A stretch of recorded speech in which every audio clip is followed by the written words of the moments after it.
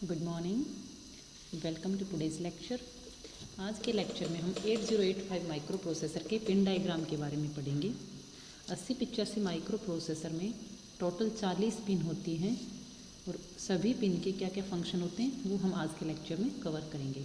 ठीक है, तो आइए स्टार्ट करते हैं 8085 माइक्रो प्रोसेसर के पिन डायग्राम से। इस तरीके से हम 8085 माइक्रो प्रोसेसर का पिन डायग्राम बनाते हैं। ये पिन नंबर है 1 2 3 4, टोटल हमारे पास 40 पिन होती हैं। ड्यूल इनलाइन पैकेज बोलते हैं इसको, DIP। इंटेल 8085A का ये डायग्राम आपको दिया गया है। अब हम इस डायग्राम में प्रत्येक पिन के बारे में पढ़ेंगे कि सभी पिन का क्या फंक्शन होता है, और उसके बाद हम पिन पढ़ने के बाद हम आर्किटेक्चर पढ़ेंगे 8085 माइक्रो प्रोसेसर कैसे वर्क करता है एक्चुअल में। क्योंकि अगर हमें माइक्रो प्रोसेसर को समझना है, उसकी वर्किंग को समझनी है, तो पहले हमें उसकी पिन्स समझ में आनी चाहिए कि टोटल कितनी पिन्स होती हैं और सब पिन के क्या क्या फंक्शंस होते हैं। ठीक है, अब देखिए इस डायग्राम से आपको एक चीज़ समझ में आ रही हो कि डायरेक्शन देख लीजिए, जो इन की तरफ डायरेक्शन है इनपुट की तरफ हो वो अंदर जा रहा है सिग्नल, आउटवर्ड डायरेक्शन बाहर की तरफ यानी माइक्रो प्रोसेसर बाहर की डिवाइस को सिग्नल भेज रहा है, और कई पिन्स बाई डायरेक्शनल हैं जो कि दोनों डायरेक्शन में दी गई हैं। ठीक है, तो आइए स्टार्ट करते हैं हम। सबसे पहले जो हमारी पिन है X1 और X2, ये दोनों पिन होती हैं वो क्लॉक सिग्नल के लिए यूज़ की जाती हैं। इनको क्रिस्टल इनपुट पिन्स भी बोलते हैं। देखिए कोई भी माइक्रो प्रोसेसर की वर्किंग के लिए एक टाइमिंग जरूरी है। टाइमिंग और फ्रिक्वेंसी माइक्रो प्रोसेसर की डिसाइड करने के लिए हम उनके साथ टाइमिंग सिग्नल देते हैं, टाइमिंग इनपुट देते हैं, जो कि X1 और X2 हैं। ये क्लॉक सिग्नल हैं जो कि इंटरनली क्लॉक जनरेट करते हैं। इन दोनों के साथ एक हम यहाँ पर हम क्रिस्टल ऑसिलेटर लगाते हैं जो कि एक फ्रिक्वेंसी जनरेट करता है। उस फ्रिक्वेंसी पे माइक्रो प्रोसेसर वर्क करता है। टाइम क्या होता है? टाइम बराबर 1 फ्रिक्वेंसी होता है। यानी अगर हमें किसी की फ्रिक्वेंसी पता है तो हम उसका टाइम डिसाइड कर सकते हैं कि कितना टाइम लग रहा है एक पर्टिकुलर इंस्ट्रक्शन को पूरा होने में। ठीक है, वो होता है टाइमिंग सिग्नल। दो एक्सटर्नल इनपुट दिए जाते हैं इसके अंदर, X1 and X2, timing decide करने के लिए। ठीक है, नेक्स्ट जो हमारी पिन है reset in and reset out. जिस भी सिग्नल के ऊपर ये ऊपर बार है वो एक्टिव लो सिग्नल है, ये एक्टिव हाई सिग्नल है। अब देखिए एक्टिव लो सिग्नल क्या होता है? वो सिग्नल जो कि लो इनपुट पर ऑन हो जाता है, यानी अगर हम 0 देते हैं तो वो ऑन होता है और 1 देते हैं तो ऑफ होता है। इसको बोलते हैं active low signal. Active high signal यानी नॉर्मल सिग्नल, कि अगर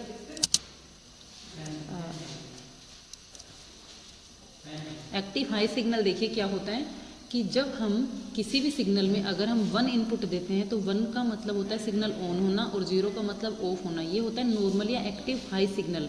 एक्टिव लो का मतलब होता है कि जब हम हाई इनपुट दे रहे हैं, हाई वोल्टेज दे रहे हैं, उस टाइम ये ऑफ होता है, और जब हम लो वोल्टेज दे रहे हैं उस टाइम ये ऑन होता है। ठीक है, अब देखिए रीसेट इन है, जो रीसेट नाम से पता चलता है कि अगर हमें डिवाइस को रीसेट करना है, फिर से 0 पे लाना है, तो हम रीसेट सिग्नल देते हैं। हमारे पास 2 टाइप के रीसेट, एक रीसेट इन है, एक रीसेट आउट है। एक पिन नंबर 36 पे है, एक पिन नंबर 3 पे है। 36 पे जो इनपुट है वो है रीसेट इन, यानी अगर हमें माइक्रो प्रोसेसर को खुद को रीसेट करना है तो इनपुट दिया जाता है, उसको बोलते हैं एक्टिव लो सिग्नल है, जो कि 36 नंबर की पिन पे दिया जाएगा। When the signal on this pin is low for at least 3 clock cycle, it forces the microprocessor to reset itself। कि अगर हमें माइक्रो प्रोसेसर को रीसेट करना है तो हमें 3 क्लॉक साइकिल के लिए हमें लो इनपुट देना होगा, उसके बाद माइक्रो प्रोसेसर रीसेट होएगा। पिन नंबर 3 पे रीसेट आउट सिग्नल है, जो कि माइक्रो प्रोसेसर के साथ और बाहर की जो डिवाइसेस कनेक्ट हैं, जिनको हम बोलते हैं पेरिफेरल डिवाइसेस, उनको रीसेट करने के लिए यूज़ किया जाता है। अब देखिए माइक्रो प्रोसेसर को रीसेट करने का मतलब क्या होता है एक्चुअल में? रीसेट करने का मतलब होता है कि पीसी और आईआर को क्लियर किया जाता है। पीसी यानी प्रोग्राम काउंटर, आईआर यानी इंस्ट्रक्शन रजिस्टर, दोनों को क्लियर कर दिया जाता है, दोनों की वैल्यू 0 कर दी जाती है। जितने भी इंटरप्ट माइक्रो प्रोसेसर के अंदर हैं, ट्रैप को छोड़ के सभी को डिसेबल कर दिया जाता है। एसओडी पिन को डिसेबल कर दिया जाता है, और जितनी भी डेटा बसेस हैं हमारे पास, चाहे वो डेटा बस है, एड्रेस बस है, उन बसेस को ट्राई स्टेट मोड में चली जाती है। ट्राई स्टेट मोड अभी आगे हमको आपको बताएंगे कि ट्राई स्टेट एक्चुअली में कौन सी स्टेट होती है। और इसी के साथ जैसे ही रीसेट इन सिग्नल यहाँ से आता है, माइक्रो प्रोसेसर पिन नंबर 3 पे रीसेट आउट सिग्नल जनरेट करता है, जो कि इसके साथ और डिवाइसेस कनेक्ट उनको रीसेट करने काम आता है। देखो माइक्रो प्रोसेसर कभी भी अकेला काम नहीं करते, इसके साथ और भी डिवाइसेस कनेक्ट होती हैं, तो उनको हम बोलते हैं पेरीफेरल डिवाइसेस। उन पेरिफेरल डिवाइसेस को रीसेट करने के लिए यहाँ से रीसेट आउट सिग्नल जनरेट किया जाता है कि जो कि पिन नंबर 3 पे है। देखिए ये एक आउटपुट सिग्नल है, एक्टिव हाई सिग्नल है, यानी अगर 1 है तो इसका मतलब ऑन है, 0 का मतलब ऑफ है। ये देखिए ये पिन कब हाई होती है, सबसे पहले हम रीसेट इन, जैसे ही रीसेट इन सिग्नल आता है 3 क्लॉक साइकिल के लिए लगातार लो रहता है तो माइक्रो प्रोसेसर खुद रीसेट होता है, उसी के साथ जो इसके साथ डिवाइसेस कनेक्ट उनको रीसेट करने का सिग्नल जनरेट करता है। अब देखिए जब तक रीसेट इन लो रहेगा उतनी देर के लिए रीसेट आउट हाई रहता है, ठीक है। तो दोनों एक साथ मिलकर काम करते हैं, यानी माइक्रो प्रोसेसर खुद रीसेट होता है, साथ में इसके साथ जितनी भी डिवाइसेस जुड़ी हुई हैं सबको रीसेट करता है। रीसेट करना यानी फिर से सेट करना, 0 0 यानी फिर से स्टार्ट करना, एक तरीके से 0 0 पे ला देना। अब देखिए नेक्स्ट हमारी पिन है SID and SOD, serial input data and serial output data. अब देखिए जो माइक्रो प्रोसेसर वो बेसिकली होता है वो पैरेलल मोड में काम करता है। 8085 में हमारे पास 8 डेटा बस होती है और 16 एड्रेस बस होती हैं। तो डेटा बस 8 होने का मतलब है एक साथ 8 बिट के डेटा के ऊपर प्रोसेसिंग चलती है, यानी 8 बिट के डेटा को जोड़ सकते हैं, घटा सकते हैं, लॉजिकल ऑपरेशन कर सकते हैं। तो इसको बोलते हैं पैरेलल ऑपरेशन। एक साथ 8 लाइन्स जाती हैं, ठीक है, तो 8 बिट के एक साथ वर्क हो रहा है। अब देखिए अगर हमें सीरियल डेटा के ऊपर वर्क करना है, सीरियल का मतलब एट ए टाइम एक बिट सीक्वेंस में जाएगी, 8 बिट जा रही है लेकिन सीक्वेंस वाइज जा रही है, पहले फिर फर्स्ट नंबर की बिट, फिर सेकंड नंबर की बिट, फिर थर्ड नंबर की बिट, इस तरीके से अगर सीरियल में जाती है, सीक्वेंस में जाती हैं, तो उस केस में क्या होगा, SID और SOD पिन यूज की जाती हैं सीरियल डेटा ट्रांसफ़र के लिए, serial input data and serial output data. 4 number की और 5 नंबर की पिन है, क्योंकि SID इनपुट है इसलिए इनपुट पिन है, अंदर की तरफ डायरेक्शन है, SOD का बाहर की तरफ डायरेक्शन। ये 8085 की सीरियल पोर्ट से इनपुट लेती हैं और एक्यूमुलेटर की 8th नंबर की जो बिट है, पहला डेटा जाएगा वो एक्यूमुलेटर की 8वें नंबर की बिट पे जाएगा। 8वें नंबर की मतलब 7th पोजीशन पे जाएगा, 0 से स्टार्ट अगर हम करते हैं तो 8th पोजीशन पे, 7th नंबर की बिट पे जाएगा, जिसको हम MSB बोलते हैं। एक्यूमुलेटर टोटल 8 बिट का होता है, तो 8 बिट में इकाई की तरफ है वो होती है 0 नंबर की बिट, और जो लास्ट में रहेगी वो 8वें नंबर की जो बिट है वो 8th पोजीशन पे जो बिट है उसको हम बोलेंगे बिट नंबर 7, ठीक है। 0 से लेकर 7 तक अगर हम रखते हैं तो टोटल 8 संख्या हमारे पास बनती है, ठीक है। RIM instruction is use to transfer the bit. अब देखिए जब हम सीरियल ऑपरेशन करते हैं तो हमारे पास 2 इंस्ट्रक्शन यूज करते हैं हम, रिम और सिम इंस्ट्रक्शन यूज करते हैं डेटा ट्रांसफर के लिए, रीड इंटरप्ट मास्क और सेट इंटरप्ट मास्क, ठीक है। तो ये रिम और सिम इंस्ट्रक्शन आप नेक्स्ट चैप्टर्स में पढ़ेंगे। अभी के लिए हम सिर्फ ये देखेंगे कि SID और SOD पिन होती है वो सीरियल डेटा ट्रांसफर में काम आती है, SID इनपुट के लिए, SOD आउटपुट के लिए। अब देखिए ये जो है SOD पिन है वो एक्यूमुलेटर की 1 बिट से डेटा ट्रांसफर करती है आउटपुट पोर्ट पे, ठीक है। 8th पोजीशन की बिट सबसे पहले जाती है और जिस भी आउटपुट पोर्ट पे भेजना होता है उस पोर्ट पे डेटा भेजा जाता है। SIM instruction, set interrupt mask instruction, वो डेटा ट्रांसफ़र के लिए यूज़ किया जाता है, ठीक है। नेक्स्ट है हमारे इंटरप्ट पिन। अब देखिए 6 नंबर से लेके और 11 नंबर तक हैं जो हमारी इंटरप्ट की पिन है। टोटल हमारे पास 5 तो ये इंटरप्ट हैं, 6 से लेके 10 तक के, ये हमारे पास टोटल 5 इंटरप्ट होते हैं 8085 माइक्रो प्रोसेसर में। INT ये जो पिन है वो इंटरप्ट एक्नोलेजमेंट है, एक्टिव लो सिग्नल है कि जब हम बाहर से कोई पेरिफेरल डिवाइसेस कनेक्ट करेंगे, इसके साथ 8255 हम पढ़ेंगे, तो उस समय जब हम बाहर की डिवाइसेस कनेक्ट करते हैं तो उनको एक्नोलेजमेंट करने के लिए कि इंटरप्ट हमें रिसीव हो गया है, उसके एक्नोलेजमेंट में सिग्नल भेजा जाता है INTA। ये INTR के रिस्पॉन्स में एक सिग्नल भेजा जाता है। INTR का मतलब होता है इंटरप्ट रिक्वेस्ट, INTA का मतलब इंटरप्ट एक्नोलेजमेंट, ठीक है। टोटल हमारे पास 8085 में 5 इंटरप्ट होते हैं और इस इंटरप्ट से रिलेटेड हमारे पास 6 पिन होती हैं। 500 इंटरप्ट, देखिए इंटरप्ट का मतलब क्या होता है, अभी देखिए इंटरप्ट का मतलब होता है कार्य में बाधा डालना। जैसे अब एग्जाम्पल लेके चलते हैं, अभी मैं आप लोगों की क्लास ले रही हूँ, ठीक है। अब कोई स्टूडेंट बीच में आता है किसी काम के लिए कि मैम मुझे मेरा एडमिशन कराना है, तो वो मेरा जो रूटीन काम चल रहा है, अभी हम किस नंबर की स्लाइड पे चल रहे हैं, ये जो रूटीन काम है मेरा, इसमें आके वो बाधा डाल रहा है, उस चीज़ को हम बोलते हैं इंटरप्ट डालना, इंटरप्ट। अब देखिए माइक्रो प्रोसेसर में इंटरप्ट का क्या मतलब होता है, माइक्रो प्रोसेसर का एक रूटीन वर्क है, जैसे उससे कोई मान लीजिए 2 डेटा को ऐड करना है तो एडिशन का काम चल रहा है, लेकिन अचानक से कोई बीच में कोई इमरजेंसी सिग्नल आ जाता है तो उसको हम बोलते हैं इंटरप्ट। जैसे कंप्यूटर की बात करें, कंप्यूटर में मैं मेरे फ़ोन में अभी लेक्चर आप लोगों को रिकॉर्ड कर रही हूँ, लेकिन अभी अगर मेरे स्क्रीन के ऊपर सिग्नल फ्लैश होने लग जाता है कि लो बैटरी, तो लो बैटरी का जो सिग्नल आ रहा है वो क्या हो गया, इस कंप्यूटर के लिए इंटरप्ट हो गया। अब देखिए इंटरप्ट काफ़ी तरीके के होते हैं, तो हम सभी इंटरप्ट्स की प्रियोरिटी डिसाइड करते हैं। प्रियोरिटी का मतलब होता है प्राथमिकता डिसाइड करते हैं कि कौन सा काम अर्जेंट और कौन सा नहीं है, ठीक है, उसको हम बोलते हैं प्रियोरिटी। इसलिए जो हम 5 इंटरप्ट 80-85 में पढ़ेंगे उनको हम 2-3 तरीके से क्लासीफाई करेंगे अलग अलग, ठीक है। तो आइए स्टार्ट करते हैं हम इंटरप्ट से। टोटल हमारे पास 5 इंटरप्ट हो गए। सबसे पहला है trap, then RST 7.5, 6.5, 5.5, then INTR और लास्ट है INT जो कि सिग्नल है एक। ये हमारे 5 इंटरप्ट हो गए यहाँ से यहाँ तक की, ठीक है। तो आइए स्टार्ट करते हैं इंटरप्ट से। If it means interrupting the normal execution of the micro processor. Interrupt का मतलब क्या होता है कि माइक्रो प्रोसेसर का जो रूटीन कार्य, नॉर्मल कार्य, उसमें बाधा डालने को हम बोलते हैं इंटरप्ट। अब देखिए माइक्रो प्रोसेसर जब कुछ काम कर रहा होता है, जैसे ही कोई इंटरप्ट आता है तो जो उसका रूटीन वर्क है उसको डिसकंटिन्यू कर देता है, जो भी काम कर रहा है उसको बंद कर देता है। इंटरप्ट को देखने चला जाता है कि क्या इंटरप्ट आया, क्या अचानक से काम में क्या रुकावट आई है। अब देखिए जैसे ही इंटरप्ट आता है उसकी प्राथमिकता के हिसाब से माइक्रो प्रोसेसर उसके जो करंट काम चल रहा है उसको छोड़ के जो इंटरप्ट आया ना उस काम को पूरा करने लग जाता है। अब देखिए माइक्रो प्रोसेसर हमेशा जो भी काम करता है वो मेमोरी से करता है, मेमोरी में डेटा स्टोर किया जाता है। वर्किंग कहाँ होती है, माइक्रो प्रोसेसर के खुद के अंदर।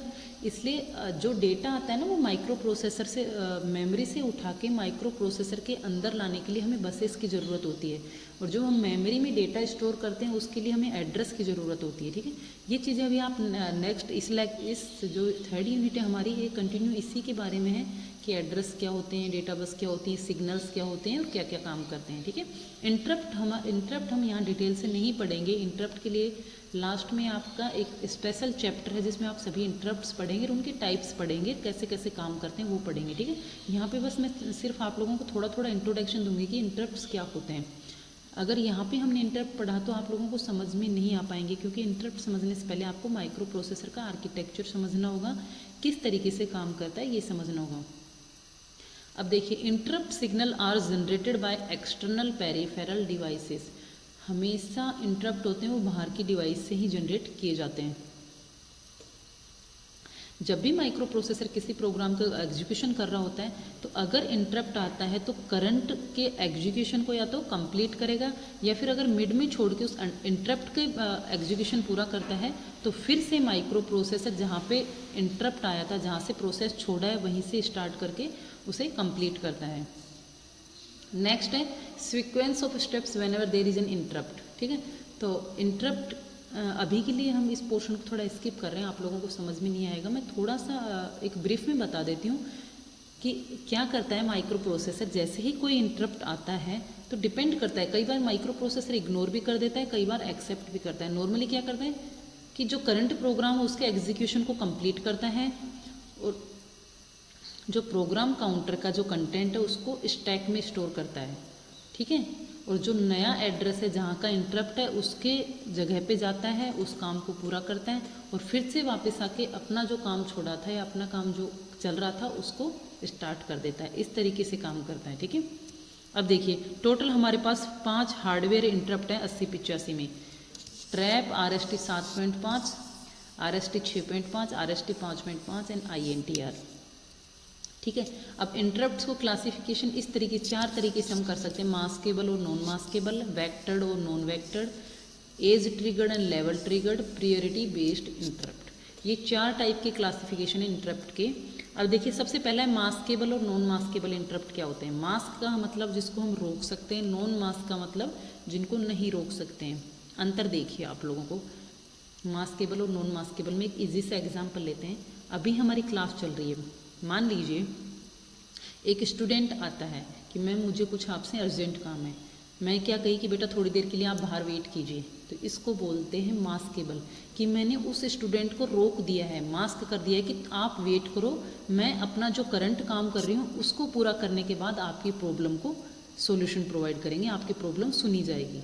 यानी माइक्रो प्रोसेसर क्या करेगा कि उस इंटरप्ट को रोक देगा कि आप वेट करो, पहले मुझे मेरा एग्जीक्यूशन पूरा करने दो, उसके बाद मैं आपके इंटरप्ट को हैंडल करूँगा। इसको बोलता है मास्क करना, रोकना।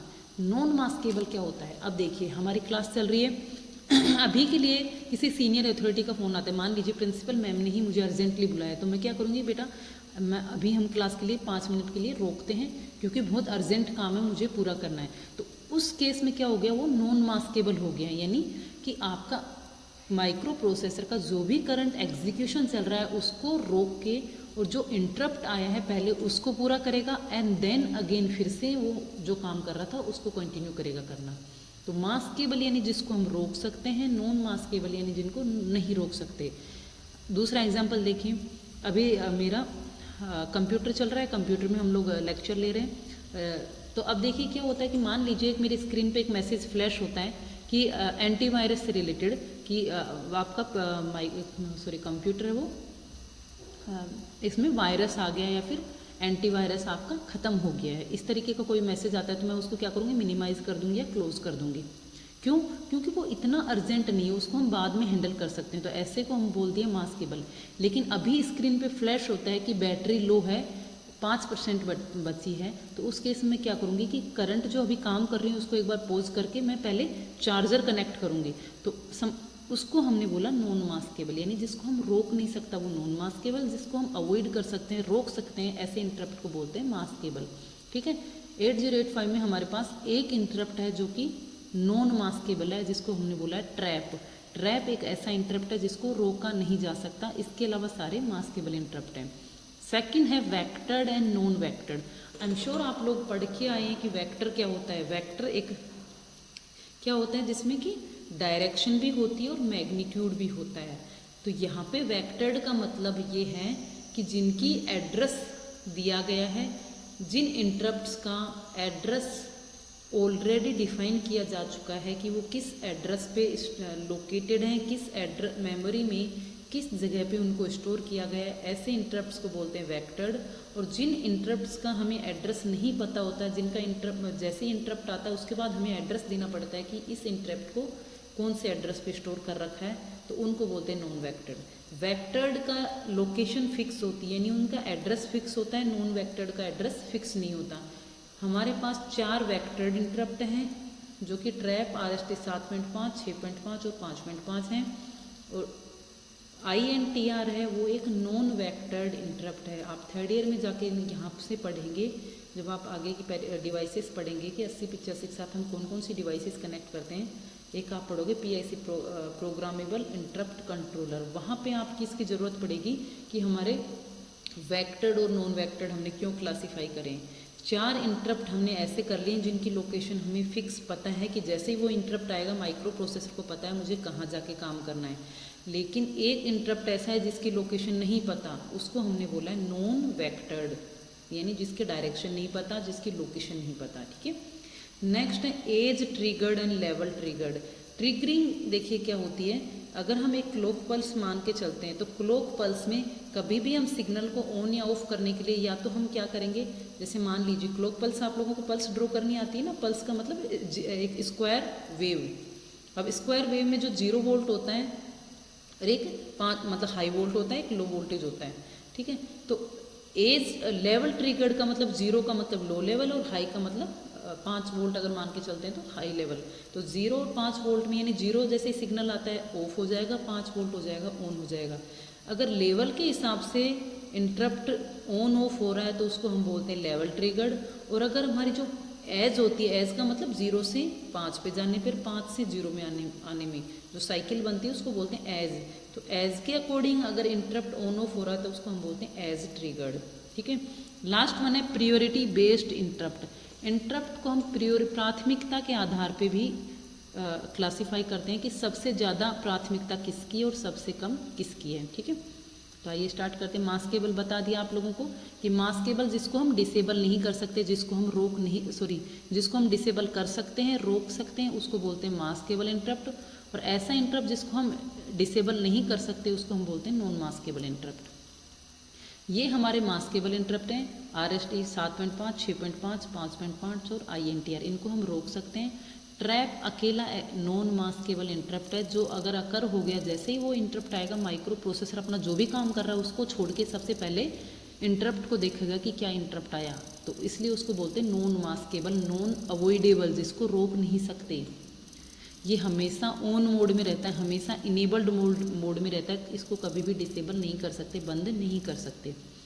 ठीक है।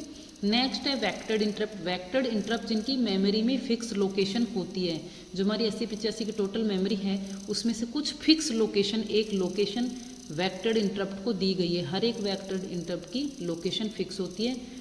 हमारे पास टोटल 4 वेक्टर्ड इंटरप्ट हैं, 7.5, 6.5 और 5.5 एंड ट्रैप। अब इनकी क्या क्या लोकेशन है ये आप लोगों को जब हम इंटरप्ट पढ़ेंगे उस टाइम बताएंगे, बहुत ईजी है कैलकुलेट करना।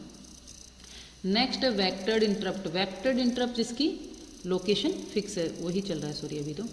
नॉन वेक्टर्ड जिसकी लोकेशन फिक्स नहीं है। INTR एक नॉन वेक्टर्ड इंटरप्ट है जिसकी मेमोरी में कोई भी लोकेशन नहीं होती।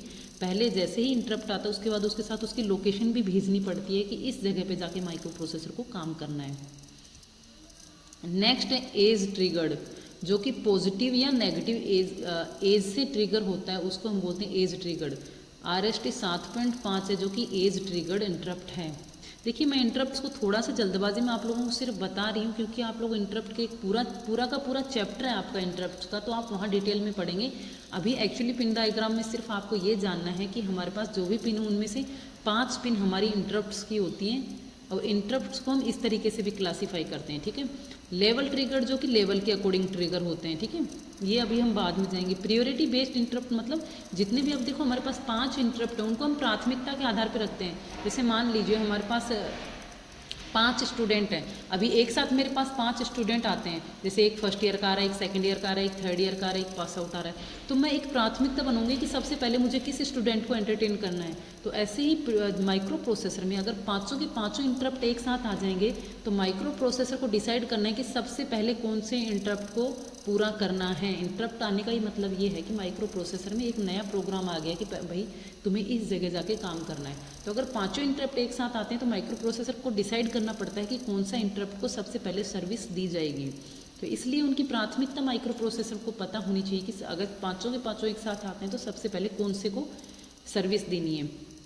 ये देखिए, ये इनकी प्राथमिकता का आधार है, क्योंकि ट्रैप है वो बहुत इंपॉर्टेंट इंटरप्ट है, उसको हम रोक ही नहीं सकते, इसलिए उसकी प्रायोरिटी सबसे ज़्यादा होती है। देन 7.5 की, फिर 6.5 की, फिर 5.5 की, फिर INTR की। ये इनकी प्राथमिकता है कि अगर 500 एक साथ आ गए तो सबसे पहले ट्रैप को लेंगे, फिर इसको, फिर इसको, फिर इसको और फिर इसको। ये इसकी प्राथमिकता है। ठीक है, मैं स्किप कर रही हूँ इनको क्योंकि हम इंटरप्ट्स में अलग से पढ़ लेंगे सभी इंटरप्ट के बारे में। नेक्स्ट हमारा है INTA पिन। INTA पिन का मतलब होता है इंटरप्ट एक्नॉलेजमेंट। INTA पिन का मतलब होता है इंटरप्ट एक्नॉलेजमेंट, कि जब माइक्रो प्रोसेसर में INTR सिग्नल आता है, इंटरप्ट रिक्वेस्ट आती है, उसके रेस्पॉन्स में micro processor INTA signal generate करता है। ये एक एक्टिव लो सिग्नल है। एक्टिव लो सिग्नल का मतलब होता है कि 0 है तो ऑन है, 1 है तो ऑफ है। ठीक है, INTR के रेस्पॉन्स में जनरेट किया जाता है। INTR का मतलब, INT का मतलब इंटरप्ट, R का मतलब रिक्वेस्ट। ठीक है, ऐसे ही INTA में INT का मतलब इंटरप्ट, A का मतलब एक्नॉलेजमेंट। जैसे आप लोगों की एक्नॉलेजमेंट स्लिप होती है ना कि यस हाँ एक्नॉलेज हो गया है, काम हमने देख लिया है, यानी INTR जैसे ही आएगा तो माइक्रो प्रोसेसर को पता चल जाएगा कि कोई इंटरप्ट की रिक्वेस्ट आ रही है, तो उसके रिस्पॉन्स में माइक्रो प्रोसेसर जवाब भेजता है उस डिवाइस को जो इससे कनेक्ट है कि हाँ मैंने तुम्हारी रिक्वेस्ट देख ली है। ठीक है, नेक्स्ट वन है एड्रेस एंड डेटा पिन्स, बहुत इंपॉर्टेंट है। अब देखिए, ये हमारा माइक्रो प्रोसेसर का पिन डायग्राम है। जहाँ जहाँ आपने बाई डायरेक्शनल देखा है ना, AD0 और AD7 लिखा है। A का मतलब एड्रेस, D का मतलब डेटा, 0 का मतलब 0 नंबर की पिन। अब माइक्रो प्रोसेसर में जब भी हम पढ़ेंगे पिन्स तो हम इकाई के अंक को बोलते हैं 0, फिर 1, फिर 2, 3, 4, 5, यानी अगर हम 8 बिट का डेटा है हमारे पास तो 0 से लेकर 7 तक का रहेगा। ठीक है, देन इस तरफ देखिए 8 से लेके और 15 तक, ये जो है 8 से लेके 15 तक ये हमारी सिंगल डायरेक्शन है। ठीक है। ये वायर है, एड्रेस और डेटा बस। अब देखिए बस क्या होती है, बस होती है जो पैसेंजर्स को लेके जाती है। तो माइक्रो प्रोसेसर में भी बस का मतलब क्या होता है, आप लोगों ने क्योंकि आप लोगों को मैंने माइक्रो प्रोसेसर का इंट्रोडक्शन दे दिया है, तो आप लोगों को अगर डायग्राम याद हो तो माइक्रो प्रोसेसर के जो डायग्राम, उसमें मेमोरी अलग जगह पे होती है, एक अलग कॉलम होता है, और माइक्रो प्रोसेसर का जहाँ पे ALU और कंट्रोल यूनिट होती है उसका अलग कॉलम होता है, और इनपुट आउटपुट का अलग कॉलम होता है। इस तरीके से 3 ब्लॉक्स बने होते हैं। अब जब माइक्रो प्रोसेसर को, क्योंकि सारा एग्जीक्यूशन का काम कहाँ होता है, माइक्रो प्रोसेसर की ALU में, और कंट्रोल यूनिट कंट्रोलिंग का काम करती है। तो अगर हमें डेटा के ऊपर ऑपरेशन करना है तो डेटा स्टोर किया जाता है मेमोरी के अंदर। अब मेमोरी से डेटा को अगर हमें माइक्रो प्रोसेसर के ALU तक लाना है तो हमें कुछ ना तो चाहिए ना डेटा ट्रांसफ़र करने के लिए। तो जो ये बसेस होती हैं वो डेटा को ट्रांसफ़र करने का काम करती हैं। तो किस तरीके से ट्रांसफ़र करती हैं कि पहले देख के आप लोग एक बार डायग्राम बना के देख लीजिए। एक ALU का डायग्राम बनाइए, यानी खुद माइक्रो प्रोसेसर का, देन मेमोरी का। तो सबसे पहले अगर हमें माइक्रो प्रोसेसर को डेटा चाहिए तो पहले उसे एड्रेस बताना पड़ेगा कि किस एड्रेस से हमें डेटा लेके आना है। तो सबसे पहले बसेस कहाँ से जाएंगी, माइक्रो प्रोसेसर से जाएंगी किसके पास, मेमोरी के पास। वो एड्रेस बताएंगी, फिर उस एड्रेस को मेमोरी के अंदर देखेंगी। जैसे ही वो एड्रेस मिल गया, उस एड्रेस पे जो भी डेटा रखा है उस डेटा को उठा के वापस किसके अंदर खिलाएंगी, माइक्रो प्रोसेसर के अंदर। अब देखिए 8085 माइक्रो प्रोसेसर में जो एड्रेस बस होती है वो 16 बिट की होती है, और डेटा बस होती है वो 8 बिट की होती है। 16 बिट का मतलब क्या होता है, 16 वायर्स होते हैं, 0 से लेके 15 तक के 16 पैरेलल वायर्स होते हैं। और 8 बिट का मतलब 0 से लेके 7 तक के 8 वायर्स होते हैं। अब देखिए बसेस तो सेम ही होती हैं, तो अगर चाहे हम डेटा ट्रांसफ़र करें चाहे हम एड्रेस ट्रांसफ़र करें, हमारे पास टोटल 16 बस होती हैं 0 से लेके 15 तक। उनमें से जब हम एड्रेस भेजना होगा तो हम सारी की सारी यूज़ करेंगे एड्रेस भेजने के लिए। जब हम डेटा भेजना होगा तो क्योंकि डेटा हमारा 8 बिट का होता है, तो डेटा भेजना होगा तो हम सिर्फ नीचे के 8 बसेस को ही यूज़ करेंगे। इस चीज़ को बोलते हैं मल्टीप्लेक्सिंग करना। एड्रेस भेजने के लिए सारी यूज़ करेंगे, डेटा भेजने के लिए सिर्फ 8 यूज़ करेंगे। अब देखिए मतलब क्या है एड्रेस और डेटा का। मान लीजिए हमारा ये क्लासरूम है, इलेक्ट्रॉनिक सेकेंड ईयर क्लासरूम है, टोटल इसके अंदर 40 स्टूडेंट्स हैं, ठीक है। 40 का सभी का कुछ ना कुछ नाम है या रोल नंबर है, ऐसे मान के चलिए। अब देखिए कोई पियून आया है कि किसी के बच्चे के पेरेंट्स आए हैं, वो कॉलेज के गेट पे खड़े हैं। उन्होंने कहा कि मुझे इलेक्ट्रॉनिक सेकेंड ईयर का एक स्टूडेंट है XYZ, उससे मुझे मिलना है।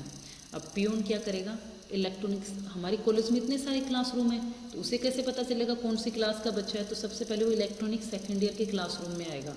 तो इलेक्ट्रॉनिक सेकेंड ईयर का क्लासरूम जो भी मान लीजिए उसका नाम इलेक्ट्रॉनिक सेकेंड ईयर ही है, तो उस रूम में आएगा। तो ये क्या हो गया, उसका एड्रेस। यानी पियोन को सबसे पहले आइडेंटिफाई करने के लिए, अगर हम उसको स्टूडेंट को ढूंढना है तो सबसे पहले क्या करना पड़ेगा, उसका एड्रेस पता होना चाहिए कि वो स्टूडेंट कहाँ बैठा है, क्योंकि कॉलेज तो बहुत सारे क्लासरूम है।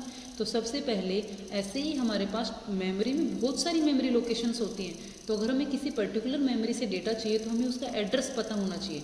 तो सबसे पहले हमारा एड्रेस पता चला, पियोन को पता चला इलेक्ट्रॉनिक सेकेंड ईयर है, वहाँ से वो आ गया। उसके बाद उसने पूछा कि इस स्टूडेंट के पेरेंट्स आए, उनको मिलना है।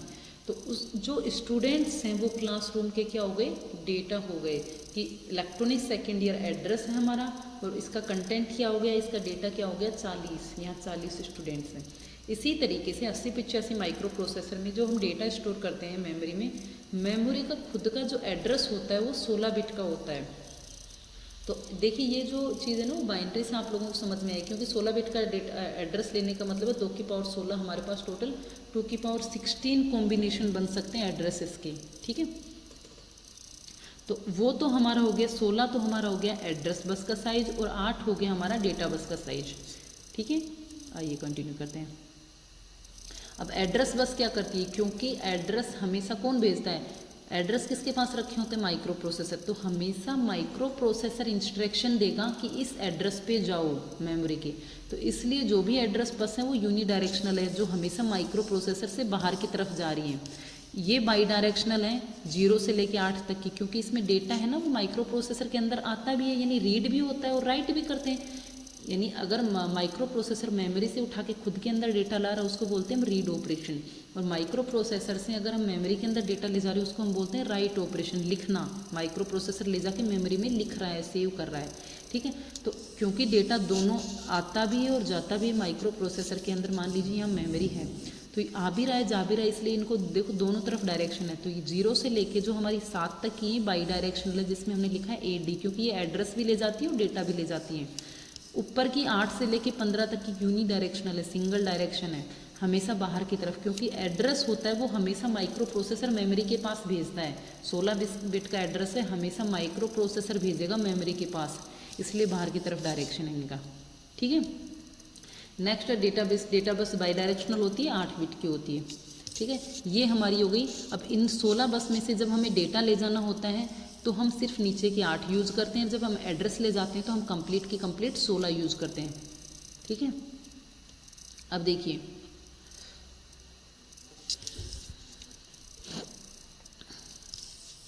21 से 28 यूनी डायरेक्शनल, आपको कॉन्सेप्ट आई होप आप समझ में आ गया होगा कि बाई डायरेक्शनल का मतलब डेटा भी ले जा रही है, बाई डायरेक्शनल यहाँ बाई डायरेक्शनल दिखाया ना, वो सारी डेटा भी लेके जाती हैं, और यूनी डायरेक्शनल का मतलब सिर्फ एड्रेस लेके जा रही हैं, क्योंकि एट ए टाइम या तो एड्रेस ही भेजते हैं या डेटा ही भेजते हैं। तो जब डेटा भेज रहे होते हैं तो नीचे की 8 यूज़ करते हैं, जब एड्रेस भेज रहे होते हैं तो सारी की सारी 16 की 16 यूज़ करते हैं। एड्रेस हमेशा माइक्रो प्रोसेसर किसके पास भेजेगा, मेमोरी के पास, इसलिए बाहर की तरफ डायरेक्शन दिया है, माइक्रो प्रोसेसर बाहर भेजता है एड्रेस को। डेटा मेमोरी से माइक्रो प्रोसेसर में भी आता है और माइक्रो प्रोसेसर से मेमोरी में भी जाता है, इसलिए डेटा का साइन जो जहाँ जहाँ डेटा लिखा है उसका साइन क्या होगा, बाई डायरेक्शनल होगा, ठीक है। नेक्स्ट है ALE, बहुत इंपॉर्टेंट पिन है, एड्रेस लैच इनेबल, ठीक है। अब क्या मतलब होता है, क्योंकि हमने पढ़ी है बसेस, हमने एड्रेस और डेटा बस पढ़ी है, हमारे पास टोटल तो 16 ही बस हैं, उसी को हम एड्रेस ले जाते हैं और उसी से हम डेटा लेके जाते हैं, तो इस चीज़ को बोलते हैं मल्टीप्लेक्सिंग करना, ठीक है। अब हमें किस टाइम एड्रेस लेके जाना है, किस टाइम डेटा लेके जाना है, ये कौन डिसाइड करेगा, ये डिसाइड किया जाता है ALE सिग्नल के द्वारा, एड्रेस लैच इनेबल। जब ये सिग्नल हाई होता है, एड्रेस की लैच होती है, जब ये लैच इनेबल होती है, ऑन होती है, उस समय सारी बसेस क्या ले जाती हैं, एड्रेस लेके जाती हैं, और जब ये पिन ऑफ होती है तो उस टाइम सारी बसेस डेटा लेके जाती हैं, ठीक है। इफ़ ALE बराबर 1 देन बस is function as address bus, ठीक है। तो ALE की वैल्यू, ये आउटपुट पिन है, बाहर की तरफ डायरेक्शन जा रहा है, जैसे ये हाई होती है इसका मतलब एड्रेस लैच है ना वो इनेबल हो गई है, ऑन हो गई है, तो उस टाइम हमारी सारा एड्रेस जाएगा, और जैसे ये ऑफ होती है उस टाइम ये वाली तो हाई इम्पीडेंस स्टेट में रहेंगी, यानी कुछ काम नहीं करेंगी, और ये वाली क्या करेंगी, 8 बिट का डेटा लेके जाएंगे, ठीक है। नेक्स्ट हमारे 2 और पिन है, S0 and S pin, status pin इनको बोलते हैं हम, स्टेटस सिग्नल्स हम बोलते हैं, स्टेटस सिग्नल नंबर 0 एंड 1। अब देखिए स्टेटस सिग्नल क्या बताते हैं, ये बताते हैं स्थिति, स्टेटस का मतलब स्थिति, ये बताते हैं माइक्रो प्रोसेसर की स्थिति, यानी माइक्रो प्रोसेसर में क्या काम चल रहा है। तो S0 और S पिन है वो डिसाइड करती है कि क्या काम चल रहा है। 0 का मतलब हाल्ट, हाल्ट का मतलब एंड, ऑपरेशन एंड हो गया है। जैसे इनकी पिन होती है, पहले 0 लिख रखा है फिर 1 लिख रखा है, ध्यान रखना। जब इसकी वैल्यू होती है 0 1 तो राइट ऑपरेशन होता है, जब इसकी वैल्यू होती है 1 0 तो रीड ऑपरेशन होता है, और जब इसकी वैल्यू होती है 1 1 यानी ऑपकोड फैच ऑपरेशन होता है। ऑपकोड फैच क्या होता है ये आप लोग आगे पढ़ेंगे कि ऑपकोड क्या होता है, और फैच का मतलब होता है लाना, ऑपकोड का मतलब ऑपरेशन का कोड, क्योंकि माइक्रो प्रोसेसर में जितने भी हम इंस्ट्रक्शन सेव करते हैं वो हम बाइनरी लैंग्वेज में सेव करते हैं। जैसे मान लीजिए हमें लिखना है ऐड लिखना है, 2 नंबर को जोड़ना है, तो ऐड को हम क्या करेंगे, ऐड का एक करस्पॉन्डिंग बाइनरी नंबर होगा 8 बिट का जो मेमोरी में सेव रहेगा, तो उसको बोलते हैं ऑपकोड, ऑपरेशन का कोड, ठीक है। नेक्स्ट पिन है, इंपॉर्टेंट वन है ये भी, IO/M बार। I का मतलब इनपुट, O का मतलब आउटपुट, /M बार, यानी देखिए एक साथ जो माइक्रो प्रोसेसर या तो इनपुट आउटपुट के साथ ऑपरेशन करता है या मेमोरी के साथ ऑपरेशन करता है। तो ये कौन डिसाइड करता है कि माइक्रो प्रोसेसर इनपुट आउटपुट के साथ काम कर रहा है या मेमोरी के साथ काम कर रहा है, सॉरी। क्योंकि डेटा या तो इनपुट आउटपुट पर देंगे, यानी इनपुट से डेटा ले रहा है या आउटपुट को दे रहा है, या फिर मेमोरी में डेटा दे रहा है और मेमोरी से डेटा ले रहा है। एट ए टाइम एक ही काम चलता है, या तो इनपुट आउटपुट के साथ करता है या मेमोरी के साथ करता है। तो ये सिग्नल डिसाइड करता है कि माइक्रो प्रोसेसर किसके साथ काम कर रहा है।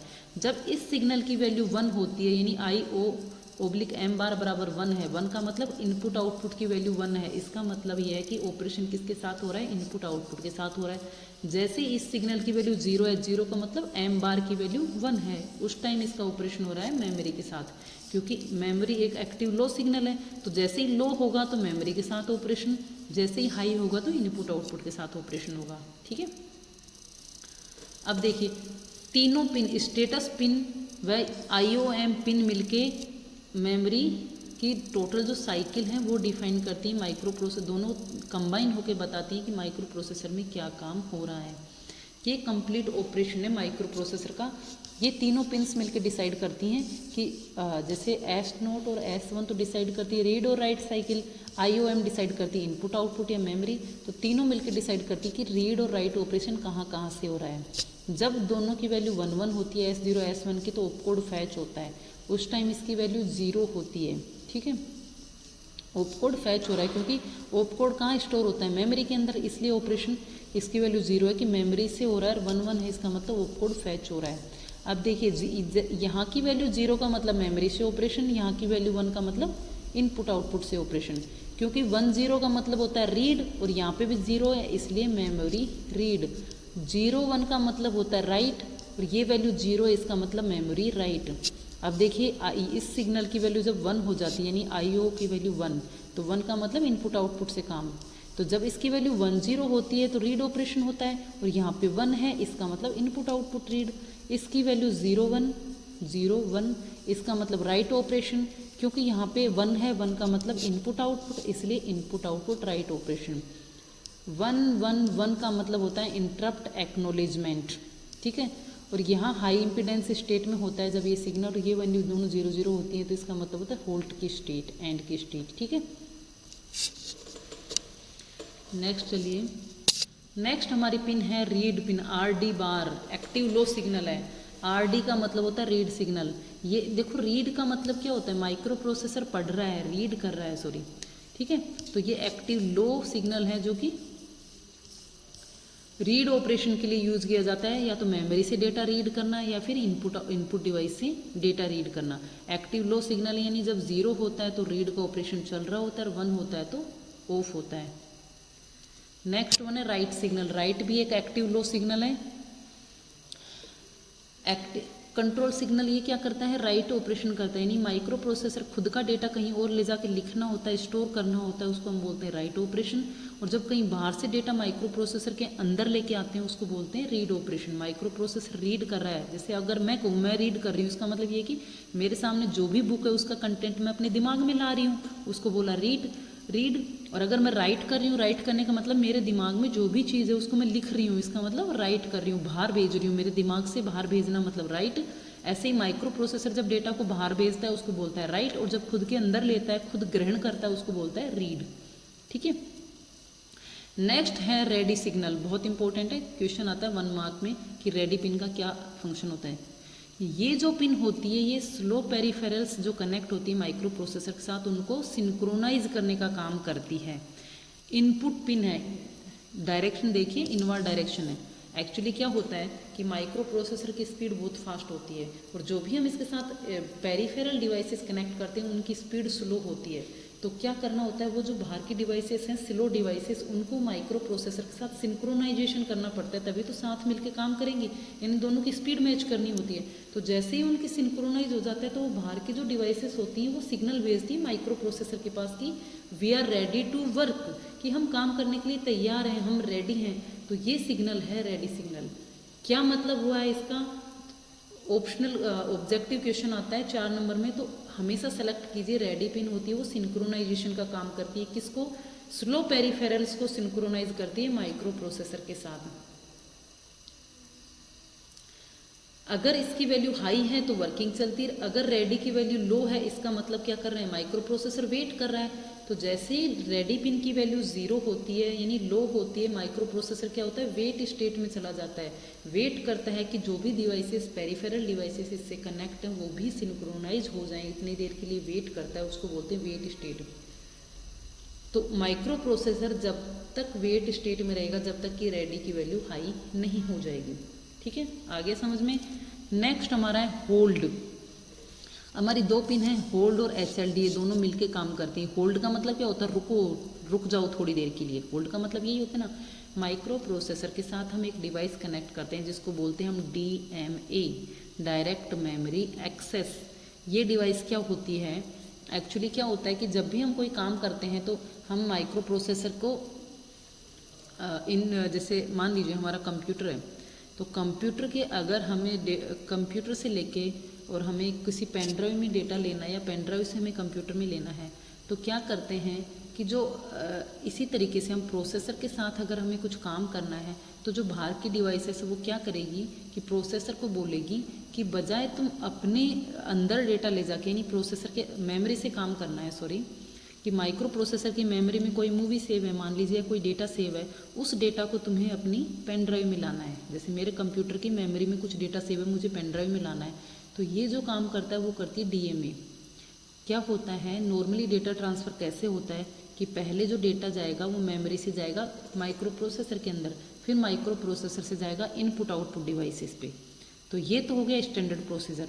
लेकिन क्या होता है कि क्योंकि माइक्रो प्रोसेसर के अंदर डेटा जाने का मतलब है ALU हो रहा है, ऑपरेशन हो रहा है कुछ ना कुछ, सिर्फ हमें डेटा ट्रांसफ़र करना है, हमें ऑपरेशन कुछ करना नहीं है। तो क्या करेंगे कि बजाय माइक्रो प्रोसेसर के खुद के अंदर डेटा भेजें, मेमोरी से सीधा जो बाहर की डिवाइस है वो आपस में एक दूसरे के साथ डेटा ट्रांसफ़र कर लें।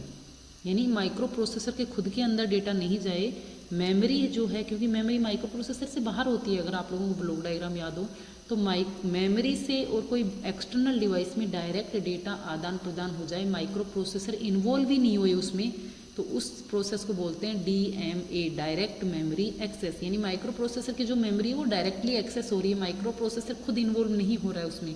अब देखिए DMA जब भी होता है तो क्योंकि डेटा ट्रांसफ़र हो रहा है तो बसेस की ज़रूरत पड़ती है, तो बसेस की ज़रूरत पड़ती है, तो बसेस का कंट्रोल होता है माइक्रो प्रोसेसर के पास। तो क्या करते हैं, बसेस का कंट्रोल लेने के लिए जो बाहर की डिवाइस जो कनेक्ट हो रही है ना, जिसको डेटा ट्रांसफ़र करना है, वो बसेस का कंट्रोल लेने के लिए पहले माइक्रो प्रोसेसर को रिक्वेस्ट करती है कि होल्ड सिग्नल भेजती है। होल्ड का मतलब कि जो भी तुम्हारा ऑपरेशन है उसको होल्ड करो, उसको रोको, और जो भी तुम्हारी बसेस हैं उसका कंट्रोल मुझे ट्रांसफ़र कर दो। ये होता है होल्ड का मतलब। होल्ड का मतलब अपने काम को तो रोको, जो भी तुम कर रहे हो, यानी बसेस तुम्हारी काम में नहीं आ रही हैं तो तुम जो भी तुम्हारी बसेस हैं, ये 15-16 बस, ये इन बसेस का कंट्रोल मुझे ट्रांसफ़र कर दो। ये बोलता है DMA माइक्रो प्रोसेसर से होल्ड सिग्नल के द्वारा। ठीक है, hold pin is use to request the microprocessor for DMA transfer. Hold pin है वो एक सिग्नल है, इनपुट सिग्नल है, जो कि बाहर की डिवाइस किसको भेजती है, माइक्रो प्रोसेसर को, बसेस का कंट्रोल लेने के लिए, DMA करने के लिए, डायरेक्ट मेमोरी एक्सेस करने के लिए। क्योंकि DMA करना है तो बसेस का कंट्रोल चाहिए। जैसे ही होल्ड सिग्नल माइक्रो प्रोसेसर के पास आता है, माइक्रो प्रोसेसर क्या करता है, रीलिंक्विश द होल्ड ऑन बसेस। रीलिंक्विश यानी छोड़ देना, जो बसेस का कंट्रोल है वो ट्रांसफ़र कर देता है बाहर की डिवाइसेस के पास। इस केस को बोलते हैं हाई इम्पीडेंस स्टेट। ठीक है, जो क्योंकि या तो बसेस क्या होती हैं, तो एड्रेस बस की तरह काम करती हैं, डेटा बस की तरह काम करती हैं, और जब दोनों की तरह काम नहीं कर रही होती हो तो बाहर की डिवाइसेस के पास इनका कंट्रोल चला जाता है बसेस के थ्रू डेटा ट्रांसफ़र करने का। इसको बोलते हैं tri state, high impedance state या ट्राई स्टेट। इस स्टेट में क्या होता है, जैसे ही माइक्रो प्रोसेसर के पास होल्ड सिग्नल आता है, माइक्रो प्रोसेसर खुद की बसेस को फ्री कर देता है कि अब इन बसेस को तुम यूज़ करो। जो भी बाहर की डिवाइस एक्सेस मांग रही है ना, उसको बोलेगा कि अब तुम इन बसेस को यूज़ कर सकते हो।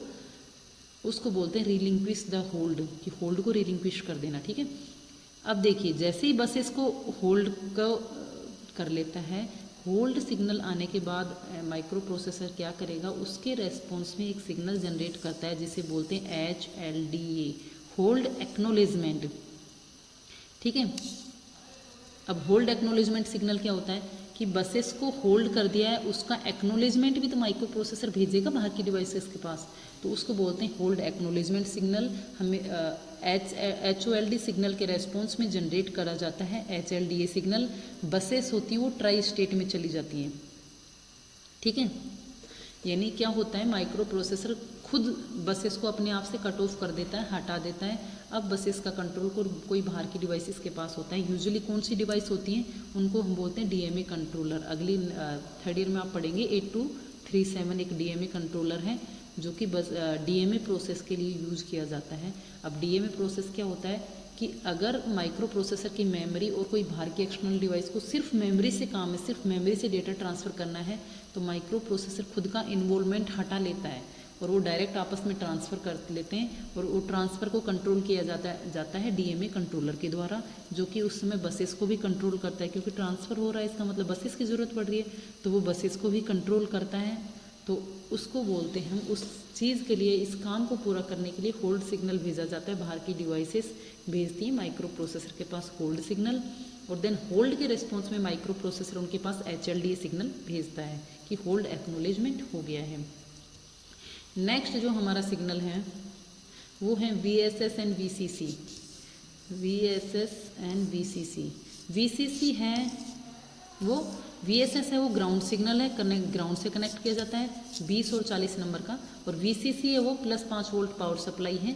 ठीक है, आप लोगों को सीक्वेंस याद रखना पड़ेगा सभी सिग्नल्स का कि 1 नंबर पे X1 कनेक्ट है तो X1 ही रहेगा, 2 नंबर पे X2, ये फिक्स है। आप अपने मन से कभी भी इनको इंटरचेंज नहीं कर सकते कि 11 नंबर पे INT कनेक्टर आप सोच रहे हो S0 कनेक्ट कर दें, ऐसा कभी भी नहीं होता। इनकी लोकेशन फिक्स है, पिन, क्योंकि माइक्रो प्रोसेसर बनाया जा चुका है तो उनकी पिन फिक्स है कि 1 नंबर पिन का मतलब ये है, 2 नंबर पिन का मतलब ये है, इस तरीके से टोटल पिन फिक्स हैं।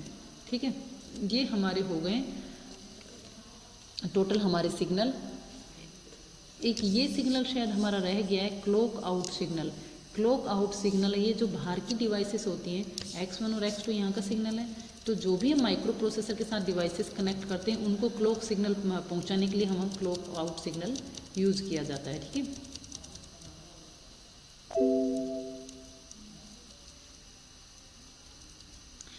इसी के साथ हमारा माइक्रो प्रोसेसर का पिन डायग्राम ख़त्म हो गया है। अगर आप लोगों को कोई क्वेरी हो तो आप लोग पूछ सकते हैं ग्रुप के अंदर मेरे से। आई होप आप लोगों को समझ में आया होगा। तो ये हमारी टोटल, अगर हम क्लासीफाई करते हैं तो हम इस तरीके से पढ़ते हैं। इनको तो हम बोलते हैं एड्रेस और data bus signals, address pins and data pins. Total 16 pin होती हैं एड्रेस एंड डेटा पिन। इनको हम बोलते हैं टाइमिंग एंड कंट्रोल पिन्स, जैसे ALE, read, right, S1, IOM, ये सारी टाइमिंग एंड कंट्रोल पिन होती हैं। ये सीरियल इनपुट आउटपुट पिन होती हैं। ये क्रिस्टल इनपुट पिन होती हैं जो कि क्रिस्टल फ्रिक्वेंसी जनरेट करती है। ये टोटल हमारे 5 इंटरप्ट पिन और एक इंटरप्ट एक्नॉलेजमेंट, 6 पिन्स होती हैं हमारी इंटरप्ट से रिलेटेड। इस तरीके से हमारी पिन्स यूज की जाती हैं। तो जब भी आप हम आर्किटेक्चर पढ़ोगे उस टाइम इनको सारों के फंक्शन पढ़ोगे, एक्चुअल में ये पिन क्या क्या काम कर रही हैं। इसी के साथ आज का लेक्चर हम फिनिश करते हैं। आई होप आप लोगों को समझ में आया होगा। Have a wonderful day.